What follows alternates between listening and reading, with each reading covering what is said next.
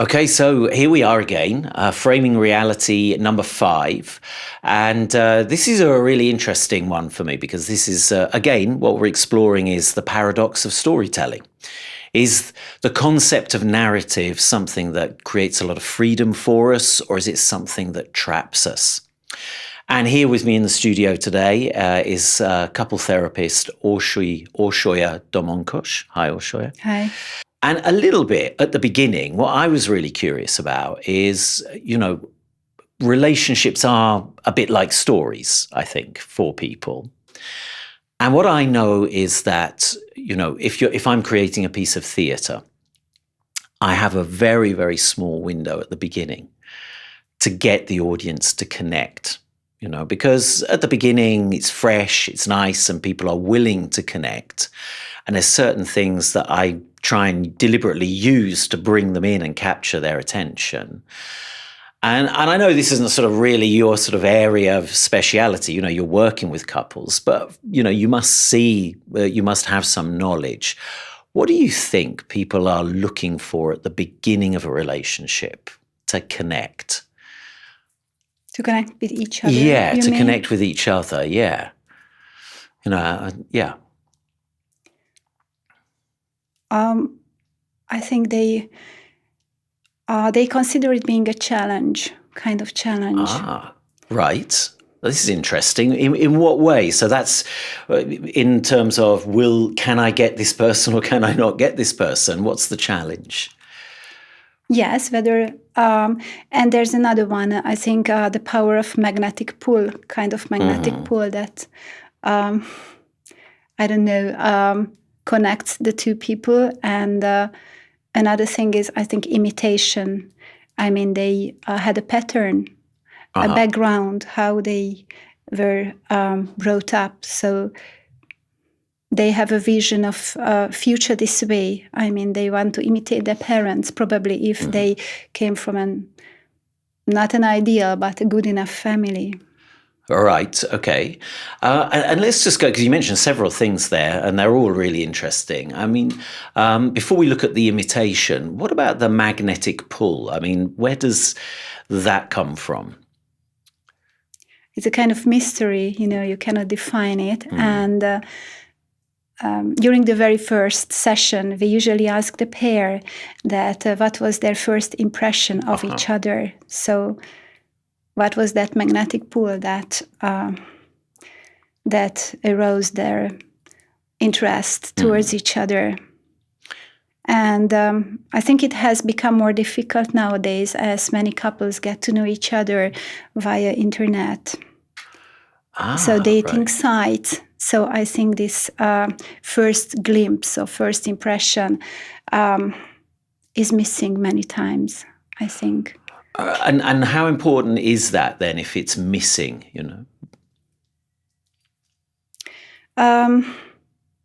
It is said that you should feel the chemistry somehow. I mean, and the atmosphere of the other person. I think it's important to be able to feel the whole person. I mean, face to face, rather than online. So it can be anybody. It can be the person who says he or she is, or somebody else. So. Okay, so and even so, when we go back to the magnetic pull, the magnetic draw, which you say, let's assume it is just. I mean, is there such a thing as love at first sight? There. Yes. Really? Yes. Okay. Wow. And okay. It is.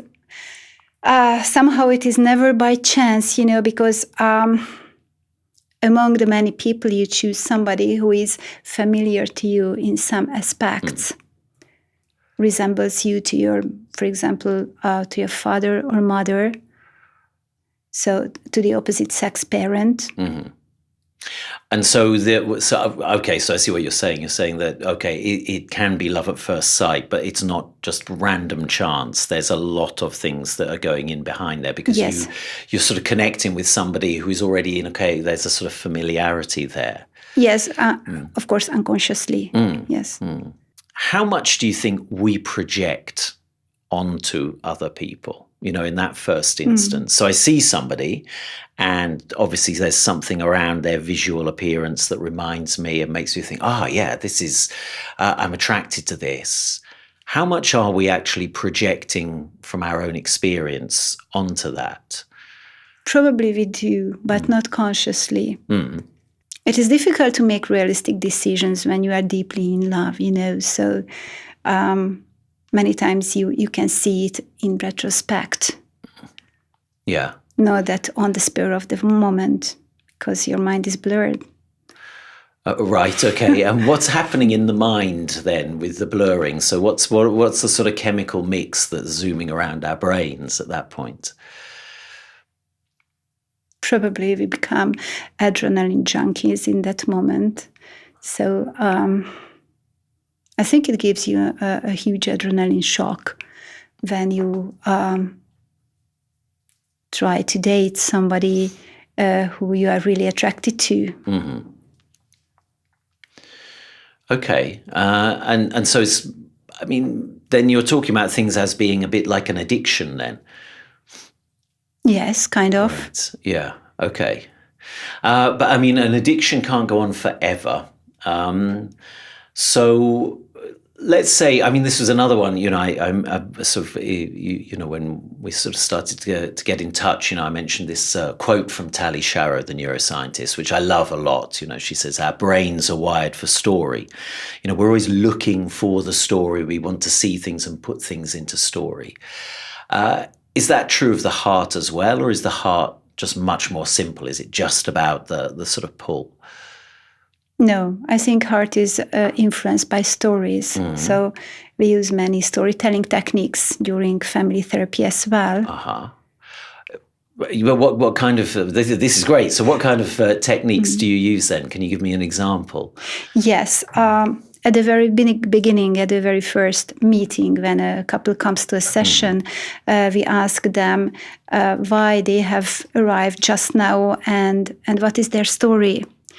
So for the very first time, and we ask them to draw a relationship timeline separately and not showing it to each other, and to place the relevant events that are relevant for themselves on a +10 to -10 scale. So this way they draw a kind of graph separately, and they tell their stories, by drawing. And we compare, when they are ready, we compare the two pictures. So whether they have marked the same landmarks or events in their relationship history and how they graded those moments. So I think these are very important things because they never do it at home together, so they get a different layer of understanding or insight of each other's interpretation of their story, their joint story, And so this way, they probably mark the highlights or the deepest points of their relationship, and they grade them. And there can be relevant differences between their gradings as well. So perhaps somebody experiences a crisis as being 0.5 or something like that, and the other one says -8. So, I think it's very interesting, and you can see the dynamism within the relationship as well. How, is it partly also for them to sort of come to terms in trying to sort of understand perhaps how much they misunderstand each other?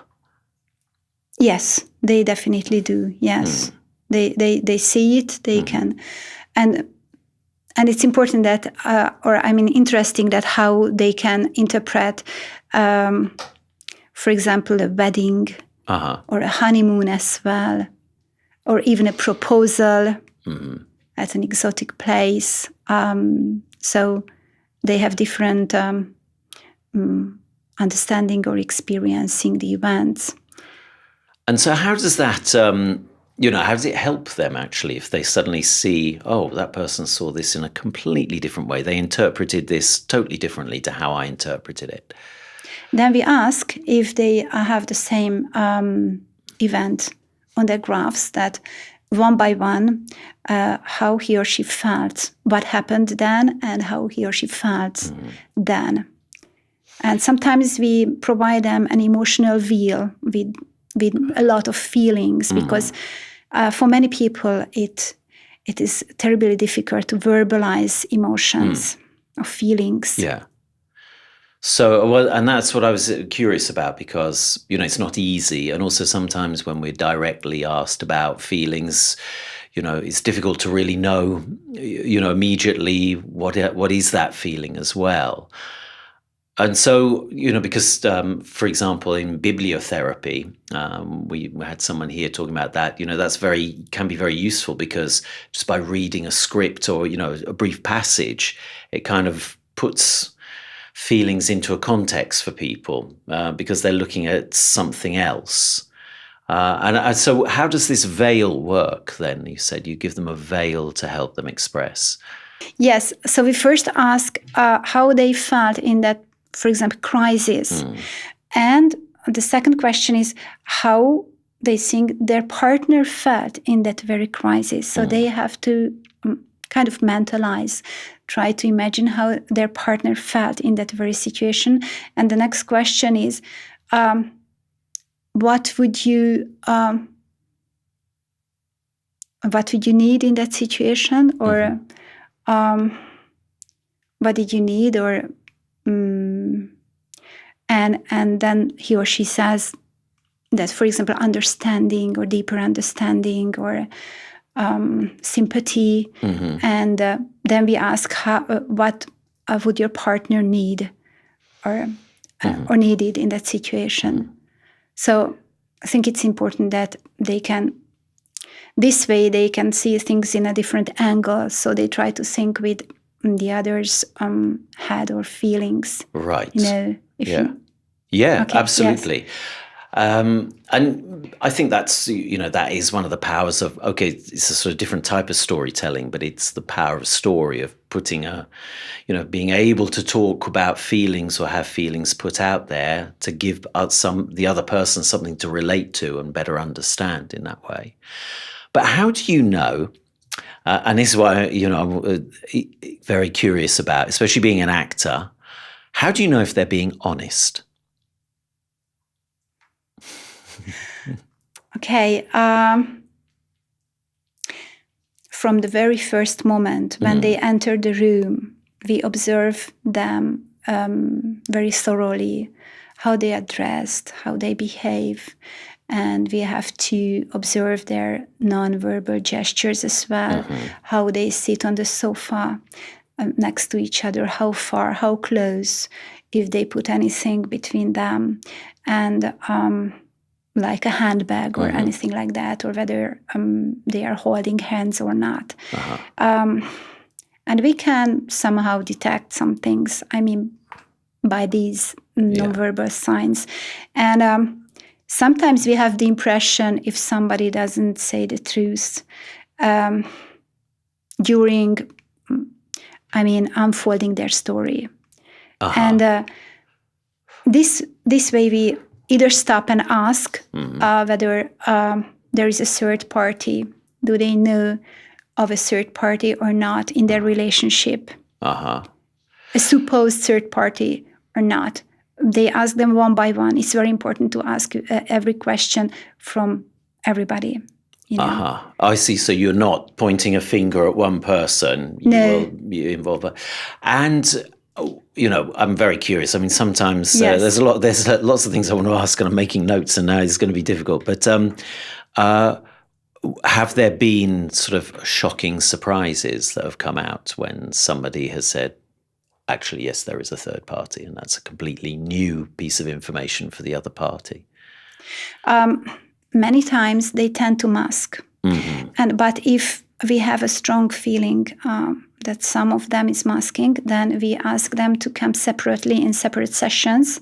So one by one, then we have a session separately with one party and then with the other one. And then they can tell us any intimate information they don't want to say in front of their partner or pair. And if there is a betrayal in the background, then we set a time limit. And we say that, okay, is it possible for you to say to your partner to a certain date? Or if not, we cannot hide this information, but we cannot work among these conditions. So we have to stop the therapy. Okay, all right. That's really interesting. I mean, you're giving away trade secrets here.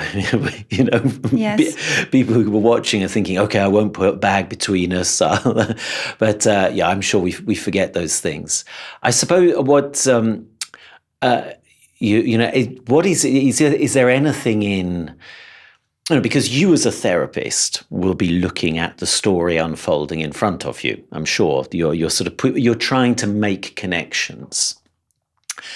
And, on stage, of course, or on film, disconnections are the really interesting thing for an audience that grabs their attention and makes them think, yeah, I'm really interested in that.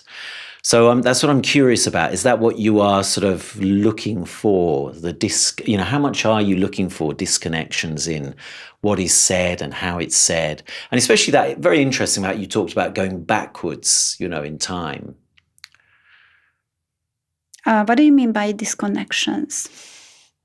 Well, I suppose it could be, disconnection between what is said and how it's said. Many times it is visible on the pair that somebody is not motivated, So one of them, and this is the most difficult situation.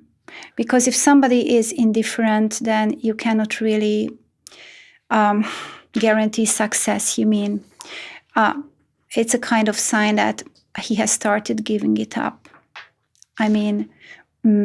Rebuilding the relationship, So motivation is the very first sign we are looking for on the couple. So if one of them is motivated in rebuilding a relationship, it's okay, but it's not enough. For example, recently I have had a client who made a remark at the end of a session that today I haven't heard anything new on the therapy. And I said that, look, you might not hear anything new during the whole, whole therapy. Any of the sessions, because not this is the goal. So this is not the goal. The goal is to make very minor steps towards each other. And we always make sure to clarify at the very beginning that we are not wizards, so we cannot make miracles, and the miracles happen between sessions, not on sessions, but during the 2 weeks between the sessions, and it depends on their sacrifice. How much energy and time and effort they put in reconstructing their relationship. Right. Okay. And why actually, so it sounds to me that even if somebody is hostile, you still think that there's hope, that's something what's behind hostility? That I know better what is good for me, what I need, and nobody should tell me what I should do, how I should live. Why should I give out my secrets to somebody, to complete strangers, for example? Why should I trust anybody? I just trust myself, nobody else. And this is where messages come into the picture. Genograms are a very important part of family therapy. Genograms? Yes, family tree. Oh, right. Okay, yeah. So officially we say genograms. At a certain point, we ask the pairs to search for their genograms, 3 generations backwards at least, and collect the stories, not the dates. Well, the dates are relevant as well, but not as relevant as stories behind the people, And these are terribly important to have an insight in their operation. I mean, seeing how they work, their family worked, from generation to generation, because many times there are transgenerational patterns that they follow unconsciously. Invisible loyalty, for example. I shall give you an example later for this. Oh, give us an example now. It's right okay. now? Yeah. Invisible loyalty is great, yeah. Yes, okay. It means that, for example, once we had a couple where, a young couple where the man betrayed his wife while she was expecting their first kid, during that period. And so it was quite a difficult therapy. They came with a newborn baby, almost a newborn one, with in this deep crisis. And during the very first sessions, the man told us that he had a similar family pattern. I mean, his father did the same when his mother was expecting him, and so he had a lover, and it was going on for more decades. And it was legalized by his mother, and so he was brought up in this atmosphere. And somehow, invisible loyalty means that he wants to reconnect with his father this way, that he commits the same sin. He knows that it's not okay. But somehow he wants to feel the same, he wants to experience the same thing that his father experienced. But he wanted to break this vicious circle by saying that I stop it and I want to go back to my wife. I want to choose her, And it's a very interesting thing. And many times people don't even know that they do this. I mean, they are in this invisible loyalty, So for example, somebody had an ancestor who committed a crime, but he lived not one, but perhaps more generations backwards, and that very person does the same, because he wants to, I don't know, somehow sympathize with that ancestor, and perhaps he gets to know it later. Okay, so maybe we do something without even really. So it's almost a subconscious reenactment that we're doing. Right. Okay, and in the example you gave of the couple with the newborn baby, how did that change for the wife hearing that story about her husband and what happened to him as what his father did? How much did that change her perspective of the act of betrayal? He had already known that story, and it was very interesting that she didn't tell it to her own mother, but she shared her sorrow and this whole conflict or crisis with her mother-in-law. Because she could feel sympathy with her, because she experienced the same. So and she got their understanding. I mean, deeper understanding this way there. And did that help towards? Because that's a little bit like, if we see things out of context, it's betrayal, and we feel betrayed. And obviously, people will still feel betrayed because of the act of betrayal which has happened. But of course, now there's suddenly a totally different context, and we see things then through a different filter, a different light. Is that how stories are working then? When you say, "Let's go back into these genograms that you talked about"? Yes, basically, yes. So, she could have a deeper understanding, and she also saw that her husband was brought up solely by her mother, and because the husband spent all the weekends at her mistress, and the weekdays with his family. So it was a kind of controversial relationship there. And so her husband was brought up by her mother and older sister. That's why he was attracted later on to female friendships. Right, I see. So he didn't really have male friends, or just a very few, because he could make connection easier with women. Mm-hmm. How important is this context setting then? I mean, obviously it is very important for you, but what is it about? Because, I think one of the things that happens for us is, we live in a world and things happen and we become aware of facts or actions that have happened. And then, and that's just so maybe somebody betrays us, or maybe somebody dies, or whatever. It's a fact and it's happened. What's the power of context? Because that seems to be what you're doing a lot. You're bringing context to it. And obviously it helps understanding. But I mean, one thing, maybe if I go a bit further, what I find often is that when I encourage people to set more context, it actually helps them begin to create an action to the narrative. So it starts to create a sense of movement. And how important is that, let's say, in couple therapy? Many times couples forget that they interpret the word during their own perspective. And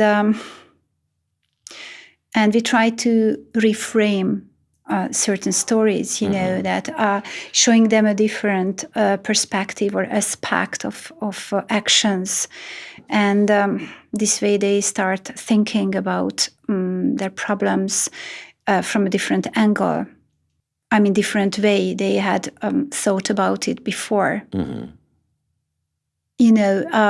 We try to ask them that what is the glue of their relationship? And perhaps they have never ever thought about that, and or perhaps there was a couple once who said that a relatively big age gap was between them. Mm-hmm. And they said that it was a drawback, because the older one couldn't really understand the younger one in many aspects. Mm-hmm. And we tried to reframe it, that it can be an advantage, that the older one can share his or her experiences with the younger one and have different talents or gifts than the younger one, and the younger one can give a fresh, restart or aspects to their story. Okay, and you've hit on something which is in a way quite dangerous, but is also a very positive thing about storytelling, the fact that we can reframe narratives for ourselves. And I think that, it's an extremely powerful thing to be able to do. Because, what you say is very constructive, but it might not be true. So how dangerous is it, this art of reframing the narrative? We try to be as positive as we can, and we try to reinforce the couple. We have to rebuild their self-confidence, because many times they come to us because they lack self-confidence, and it is...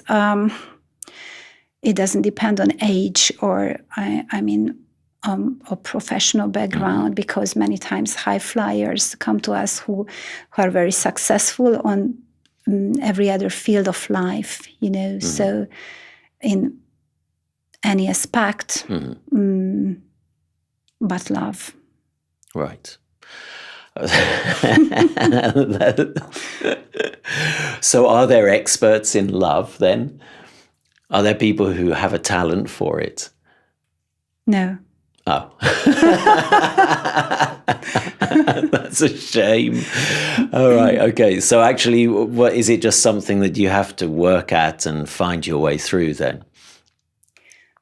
Yeah. Sometimes there are just very simple aspects. You mean that people usually don't know that, for example, intimacy doesn't only mean sexuality, but it has 4 layers, and they don't tend to know it. The first one is the verbal layer, emotional sharing. And it's very simple that, for example, many times we advise couples when they get home from work to form a ritual, a 30-minute when they just put down everything and they have a coffee or tea together, and they share their the happenings, the events of their day, it's very simple. And not only the positive things, but the negative things as well. So it is important that they should be able to tell the negative aspects of their days. It means emotional sharing, because otherwise, if they don't make a ritual out of this, then the evening routine can take it away. This verbal intimacy. And this is the very first step. Yeah, and you said there are 4. So what comes after verbal intimacy? The next one is touch, and it means like holding each other's hands, or stroking each other, or giving a massage, for example, or kissing each other. So this is the second layer. And the third one is sexuality itself. Intercourse, but within that there are different layers as well. So stroking or kissing can exist independently, and not only sexuality, intercourse. And the fourth one is economic intimacy. You mean when you have joint financial goals. And what happens if you don't have joint financial goals? Is that, because that sounds like the fourth one, you're sort of building up these more and more important ones. Do they all have to be there, or is it, can it be left out? So actually, maybe the question here is, why is that so critical, the joint financial goal? Is that about trust? Yes. I say, it's a question of trust. Yeah. Yes. It's again, I would go back to family messages that we inherit from our family tree, or our parents, that whether you should just trust yourself, or whether you should trust your partner and the world as well. Or whether the world is an uncertain place and you should never give out your financial stability to another person. So this is what we bring in our rucksack called life, Yeah. What we inherit from the past, I think. It determines our way of thinking. Okay, now, and I'm thinking, if I actually think about my position, I'm sort of thinking, because in my first marriage, I was, everything was shared totally, and including the financial. There was absolutely no thought that we wouldn't have a joint bank account, that everything wasn't even, totally shared, if that's what you mean by that area. But then, of course, divorce can happen.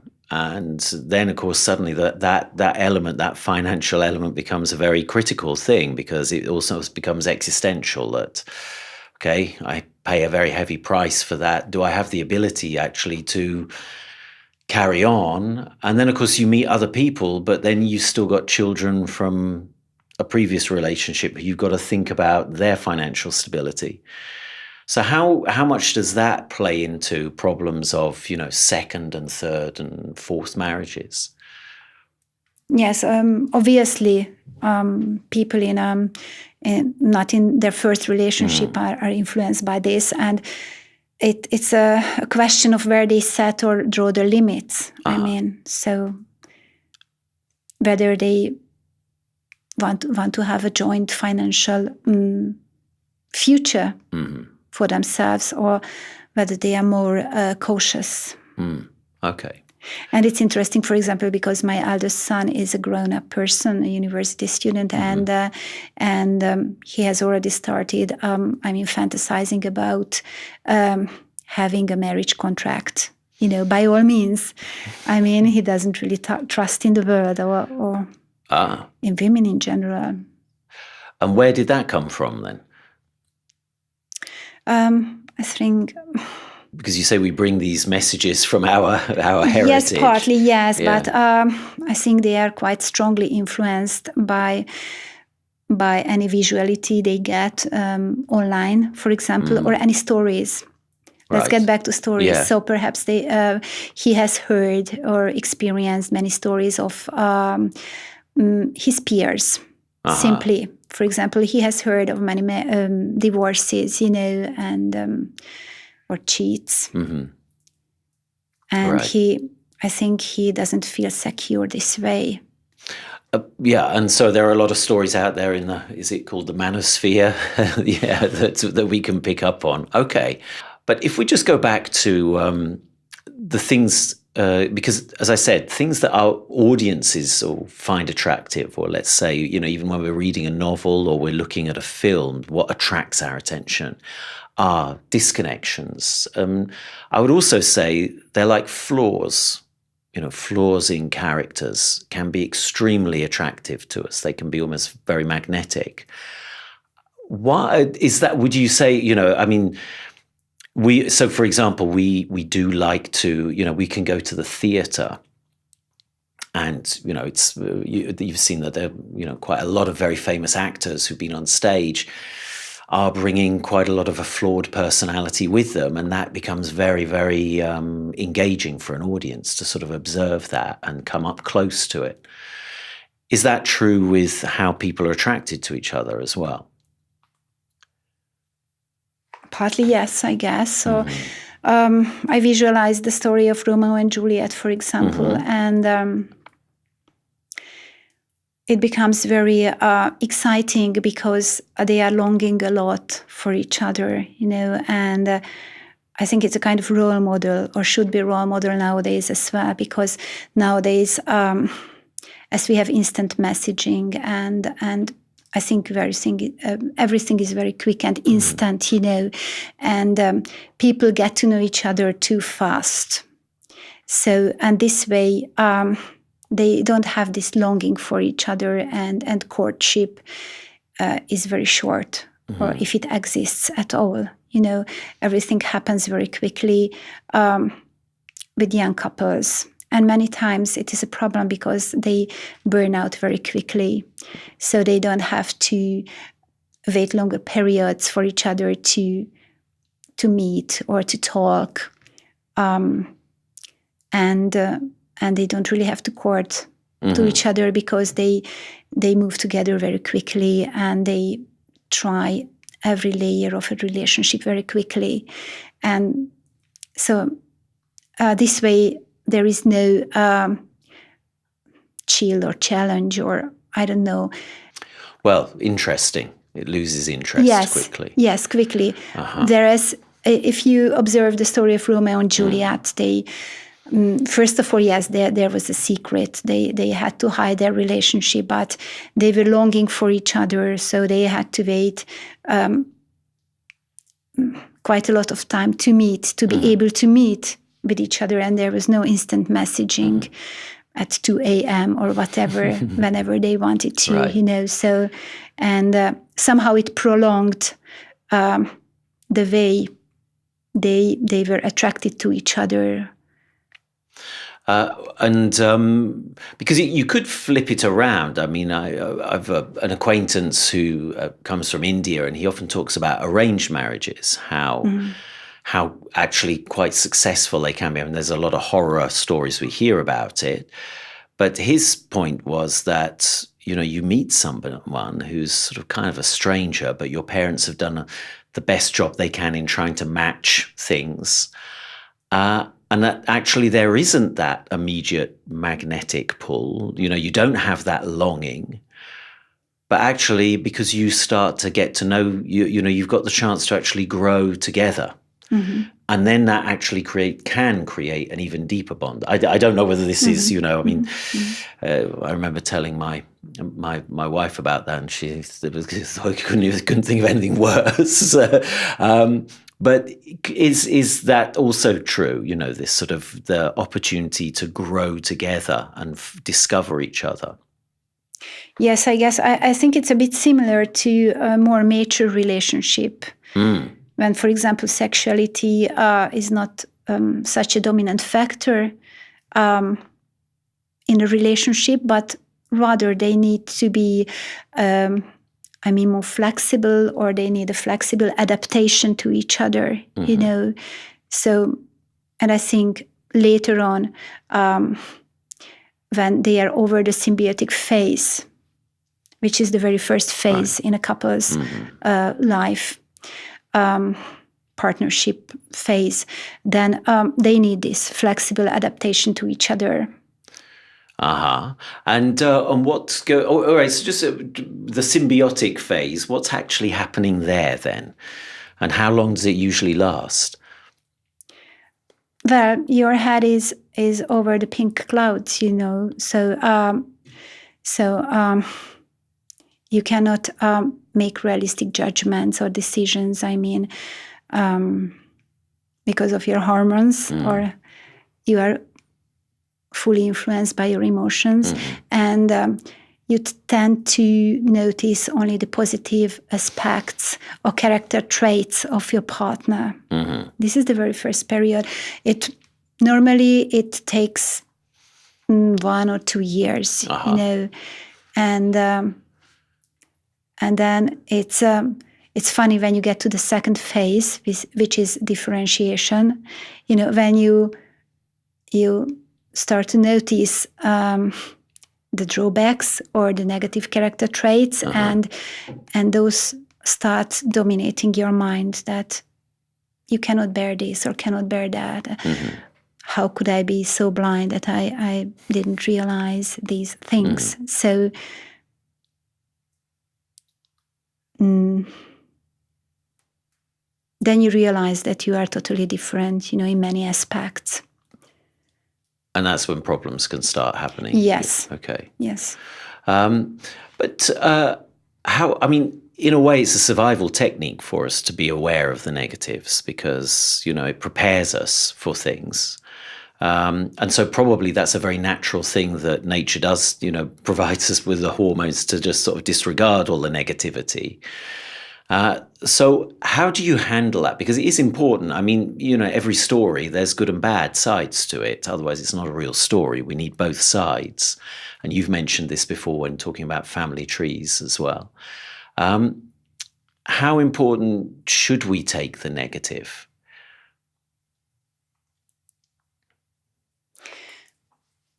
If you are aware of these life cycles, because there are life cycles on different layers. I mean, there's an individual one, and there's one for partnerships, and then there's one for families. And if you know that each life cycle change can result in a crisis, then you are prepared that, okay, this is a crisis, but we can get over it. And many times, if a pair has a blockage, for example, in a field, I mean, in their partnership or in handling their teenage kids, for example, we check back on the family tree and we try to figure it out how the older generations coped with those problems, or that aspect, how, what pattern, what solution they had for that, whether it was good or not. We can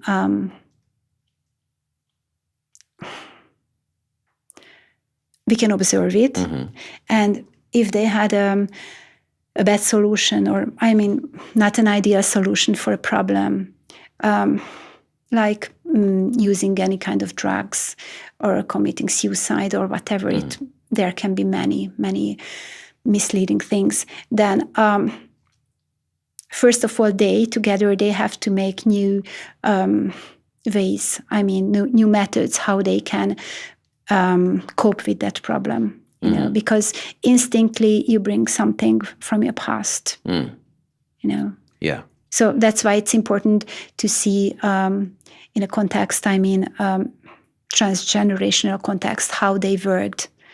So, but if you, I'm kind of jumping ahead a little bit here, but, if you could, do you think it would be good for, people to perhaps do all of this work before they start looking for a partner?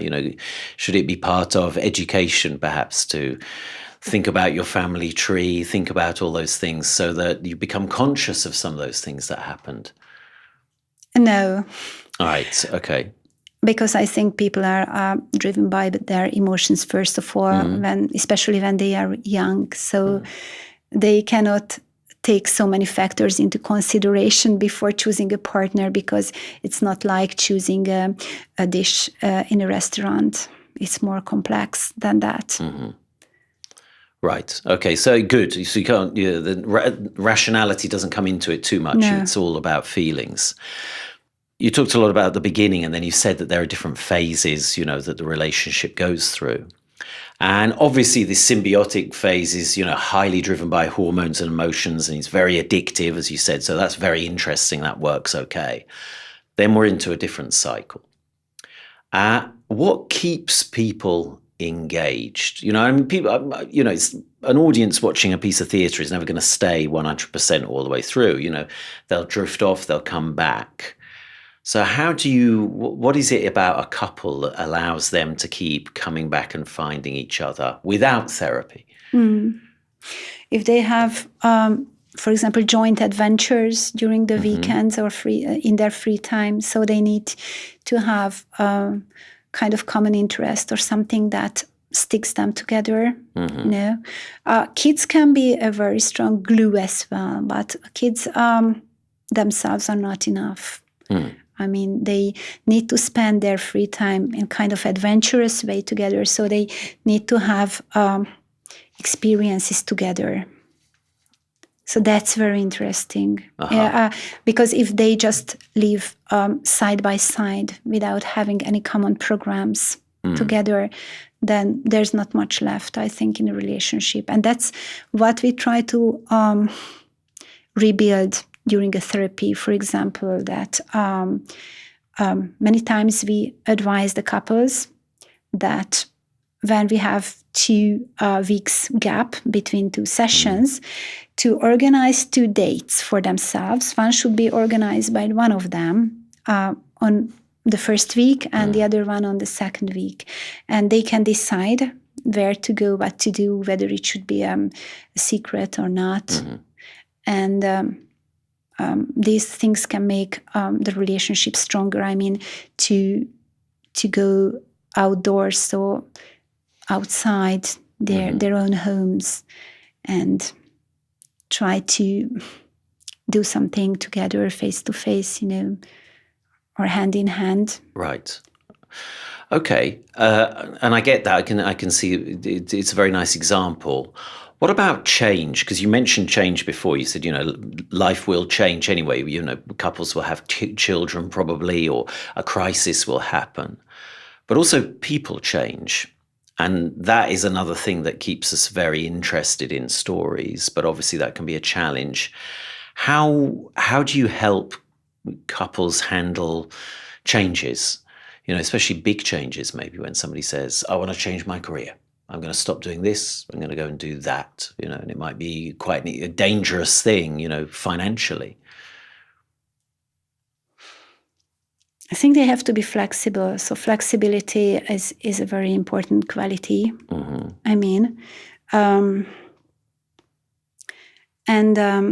sometimes changes can be positive, sometimes negative.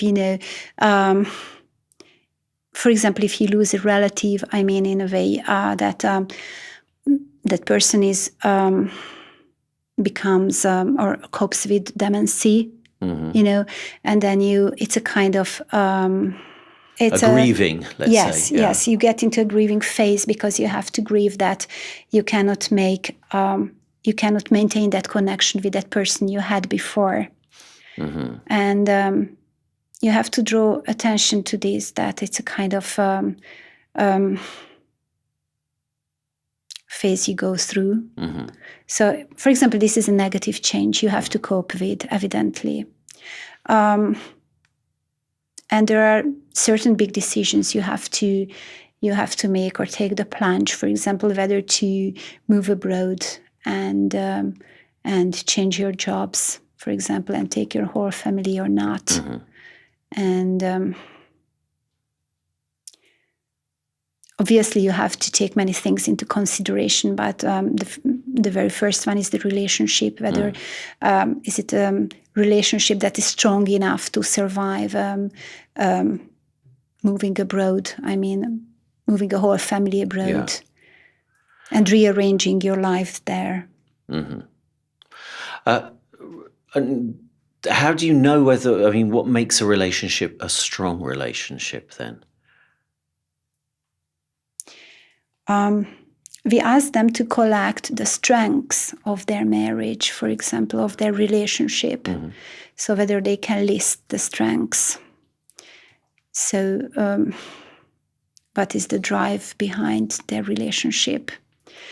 And then, of course, we also mention the weaknesses. You know, with storytelling, we often talk about, you know, you get the start, and the start is what we refer to very often as the plane of happiness. This is bringing people into a very positive, you know, creating a positive vibe, nice feeling, our minds open. We switch off from the tensions of the outside world and we feel good. And in that, we also have to sort of bring sort of a very special element in. You know, that's why, let's say, fairy tales have a magic power to them that comes in that makes us feel, oh, well, this is definitely this is not just a normal relationship. This is potentially my life partner, you know. And then after that, we call it the tilt, which is where, you know, it's interesting what you were talking about. After this sort of symbiotic period, we suddenly then get into, oh, actually, it's not so good. There's a few challenges here. But in a story, that first tilt is what gives the audience the power to go, okay, it's. I mean, they're not challenging, but that's what then gives the audience the curiosity to go, can we stay together through this or not? You know, can we go? Is there a way? You know, we can find a happy end to this whole story. And how important is that? Because obviously, you know, you've got to have the bad times. You've got to have this post-symbiotic period. I don't know what it's called. Does it have a name, the second phase? Yes, as I mentioned, differentiation. Differentiation, yeah. Yes. So how much does the differentiation actually, you know, when it happens, yes, actually start to build the potential for, or even though it's a tough phase and it's a negative phase, how important is that in actually building the longevity of the relationship? It's not the last phase. No, I realize that. Yeah, I mean, I would say it's very close to the beginning, but how important is it in sort of actually giving a sort of sense, you know, because in a piece of theatre, that's a very critical bit where the audience go, oh my God, that's a really big problem. Are they going to get over it? Sometimes when we feel that they are in different phases, we ask them to write a list of expectations and demands. It's very important that each of them should write 2 lists. So, I mean, what they think their demands can be in a relationship or in this relationship, and what their expectations are towards the other person. And then we can see the similarities or differences. And this way we can a bit deduce that in which phase they are in. Because the third one, for example, is practice. The third period. Makes sense, yeah. Yes, which means that they return to their old friendships, for example, or peers or colleagues. Are more important for them, and their work is more important for them than solely their partner, you know. And if they can respect and accept it, it's okay, then it works. But if they, 2 phases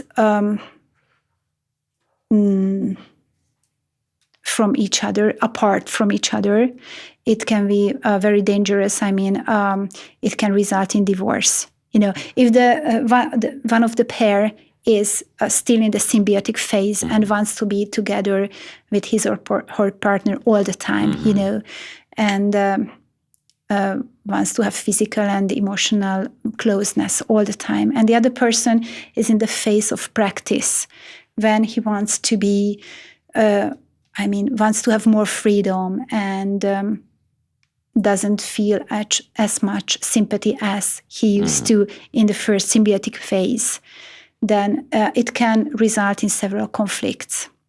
Right. You know, So if they are in different phases. Yeah, it absolutely makes sense. And I think it's true with an audience. If the audience doesn't know where they are in the story, then they disconnect very quickly. They just let go. They will even sometimes get up and walk out, which is what happens in a marriage as well. And how many phases are there then? So we've got the symbiotic, we've got the differentiating, then there's practice. Yes, and the first one, the last one, is death. Approaching to each other again. Finding each other again. Yes, that's it. Yes. And how long after, I mean, I know it's really difficult to put sort of, but how long a period are we talking about? I mean, you mentioned symbiotic phase might take 1 or 2 years. Yes. Then we've got the differentiating phase, which I don't know how long that might be. Several years, but not so many. I mean, differentiation. And then practice is when you are in your 40s or 50s. Right. And then finding each other again, it's when you become a pensioner or when your career building is not in the focus so much, that then you just want to spend more time again with your partner. Right. So career building is over, or you have reached everything probably in life that you wanted, and then you start approaching to the other again. Right. But that must be difficult if there's a big age gap between people, because, somebody's sort of approaching pension age and the other person's still in their, career building stage. That's really difficult then. It's almost like being in two different phases of the relationship phases. Yes. It can be a difficulty as well. Or if people are in a patchwork family, that if they have a second marriage and bringing kids from their first one, then the symbiotic phase is very short, if it ever exists, because they have kids to raise, and they have to adjust to each other. So there are more factors to take into consideration, and it's not just the two of them to be solely the two of them. Like in an ideal relationship at the beginning of their 20s or 30s or whatever. So patchwork is quite a challenge then, I should imagine. Yes. Right. And how often are you dealing with patchwork families then? We do. So especially now, as there are many dating sites, so I think it's easier for people to reconnect after a divorce. So we meet many patchwork families.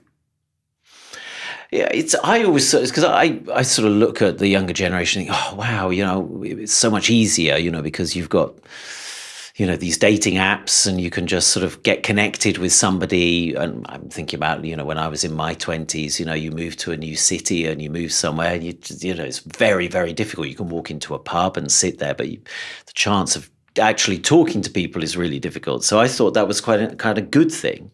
But actually, from a lot of what you're saying, they lose a lot of the phases of the story of the relationship through that. Yes, they do. Yes. And people of any age can use the dating sites. I mean, so even people in their 50s or 60s, they use it bravely and want to reconnect. Even after several divorces. Right. And you also mentioned quite a lot expectations, because you talked about the phases of a relationship. And obviously, if we're in different phases of those relationships, there's a lot of, a lot of unexpected things are happening. Somebody is demanding a certain type of attention. The other person doesn't want to give it. And then we don't, big misunderstandings happen.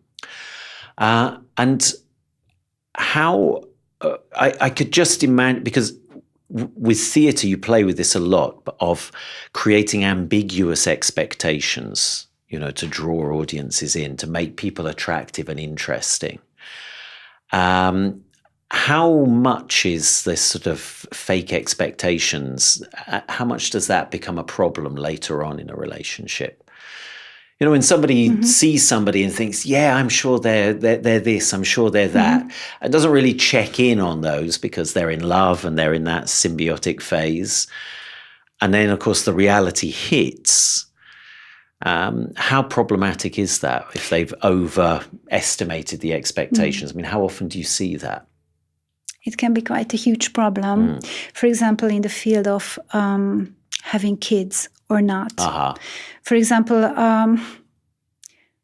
one of them has an expectation of having several kids and the other one doesn't want any at all. So it can be a fake expectation at first because the other perhaps expects the other that he or she also wants. Right, the same thing. Yes, the same number of kids or one kid at least, yes. And it can result in a huge crisis. But is that, is it because we are...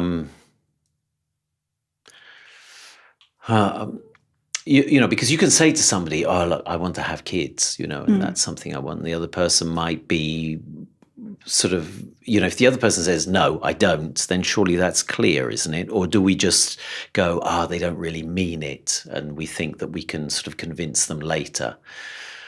Yes, it can be a strong drive or a misinterpretation of the situation that perhaps later he or she might change his or her mind, by if I marry him or her, I will change him or influence him or her. Right. And how dangerous is that perception? Because, I've experienced it and I've seen people and people have spoken about it. I would say, you can never change people.